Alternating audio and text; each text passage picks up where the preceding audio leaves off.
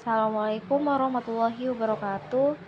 Di sini kita akan melakukan latihan range of motion atau biasa disebut dengan ROM pada ekstremitas atas. Latihan range of motion atau ROM adalah tindakan latihan otot atau persendian yang diberikan kepada pasien yang mobilitas sendinya terbatas karena penyakit, disabilitas atau trauma, di mana klien menggerakkan masing-masing persendiannya sesuai gerakan normal baik secara aktif maupun pasif. Tujuan ROM yang pertama, mencegah risiko atrofi otot pada pasien yang mengalami imobilitas. Yang kedua, mencegah terjadinya kontraktur pada sendi. Yang ketiga, mempertahankan atau meningkatkan kekuatan otot. Keempat, meningkatkan atau memperhatikan fleksibilitas dan kekuatan otot. Ada 3 jenis ROM. Yang pertama, ROM aktif, di mana perawat memberikan motivasi dan membimbing klien dalam melakukan pergerakan sendi secara mandiri sesuai dengan rentang gerak sendi normal. Artinya, klien aktif karena perawat hanya memberikan motivasi dan bimbingan saja. Kemudian yang kedua adalah ROM pasif, di mana perawat melakukan gerakan persendian klien sesuai dengan rentang gerak normal. Artinya klien pasif karena pergerakan sendinya harus dibantu oleh perawat.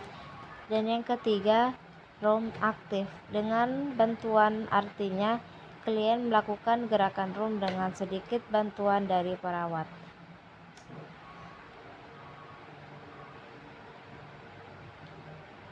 Indikasi latihan range of motion diindikasikan dengan yang pertama, klien dengan tira baring yang lama. Yang kedua, pasien dengan penurunan tingkat kesadaran.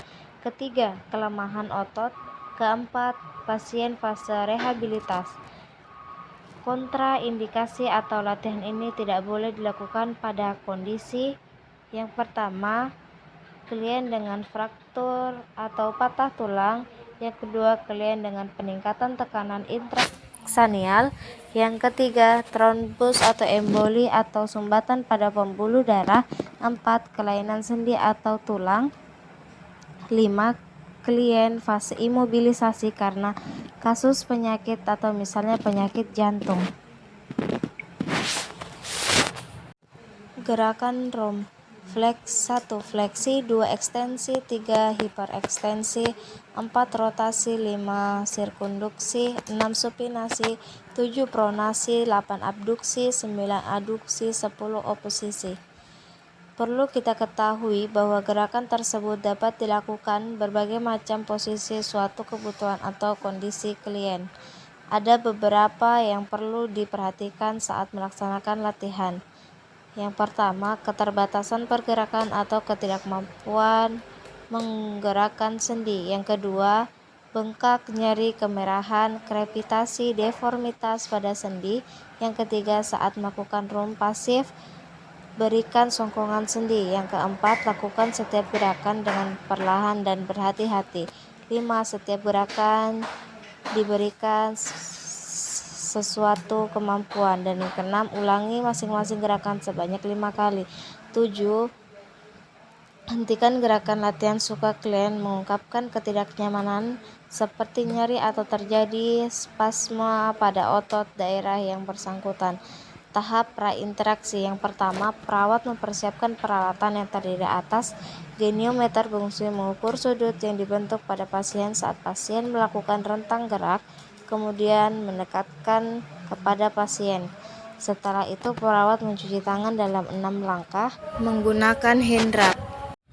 Oleh karena itu, latihan gerak pada sendi ini akan dibantu oleh perawat. Selanjutnya yaitu melakukan rentang sendi sesuai kebutuhan pasien. Jika terdapat kontraktur pada sendi, kelemahan pada otot, lakukan latihan dengan menyokong sendi yang bersangkutan. Yang pertama, gerak leher, fleksi, gerakan dagu ke arah dengan upayakan untuk menyentuh sternum. Normalnya gerak ini dapat membentuk sudut 45 derajat. Ekstensi, posisikan kepala pada posisi semula atau netral. Gerakan ini membentuk sudut 45 derajat. Hiperekstensi, gerakan kepala ke arah belakang atau tengah dan sejauh mungkin. Normalnya gerakan ini dapat membentuk sudut 10 derajat. D. Fleksi lateral, gerakan kepala ke arah bahu lakukan sesuai kemampuan. Gerakan ini akan membentuk sudut 40 derajat sampai 50 derajat. Lakukan setiap gerakan perlahan dan berhati-hati. Setiap gerakan dilakukan sesuai kemampuan dan diulangi sebanyak 5 kali. Gerakan bahu, letakkan kedua lengan, angkat mengarah, tangan mengarah ke atas kepala, lakukan sampai 5 kali. Normalnya dapat membentuk sudut 180. Turunkan bahu ke arah semula, lakukan pada lengan lemah, tentunya dan menyokong sendi yang bersangkutan. Abduksi, angkut lengan lurus ke arah sisi tubuh di atas kepala dengan mengutamakan punggung tangan berada di bagian kepala dan mengarah keluar, dapat membentuk sudut 180 derajat. Turunkan tangan mengarah ke arah tubuh dengan cara menyilang ke tubuh. Lakukan rotasi internal, lakukan fleksi 45 derajat. Upayakan bahu lurus dan tangan mengarah ke atas ke bawah dan perhatikan siku berada dengan keadaan lurus. Rotasi internal, lakukan tangan mengarah ke atas dengan jari-jari menghadap ke atas dan membentuk 90 derajat. Dilakukan pada bahu yang sakit, lakukan dengan menyokong sendi, lakukan dengan berhati-hati dan lakukan dengan penyokongan sendi sesuai kemampuan. Setiap gerakan dilakukan sebanyak 5 kali. Siku, fleksi, angkat lengan sejajar bahu, arahkan lengan ke depan, tubuh luas, posisi mengarah ke atas perlahan, gerakan lengan ke bawah, bahan dengan mengangkat siku dengan menyentuh bahu. Gerakan ini normalnya membentuk sudut 150 derajat. Ekstensi, gerakan kembali lengan membentuk posisi lurus, tidak bengkok pada siku.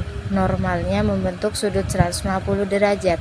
Lengan bawah, supinasi, rendahkan lengan dengan telapak tangan mengarah ke atas. Gerakan ini normalnya membentuk sudut 100 sampai 90 derajat. Pronasi, gerakan telapak tangan ke bawah. Gerakan ini juga normalnya membentuk sudut 70 sampai 90 derajat. Pergelangan tangan, fleksi, luruskan tangan, jari-jari menghadap ke depan ke bawah. Gerakan ini membentuk sudut hingga 80 sampai 90 derajat. Ekstensi tangan, ekstensi, lakukan gerakan yang membentuk jari-jari tangan dan lengan bahu. Gerakan ini normalnya membentuk sudut 80 sampai 90 derajat. Hiperekstensi, gerakan pergelangan tangan hingga jari-jari mengarah ke atas. Gerakan dilakukan dengan kenyamanan pasien. Tahap terminasi, dokumentasi tindakan, kemampuan rentang gerak sendi, kekuatan otot pada ekstremitas, kondisi sendi seperti kontraktur, krepitasi ataupun nyeri.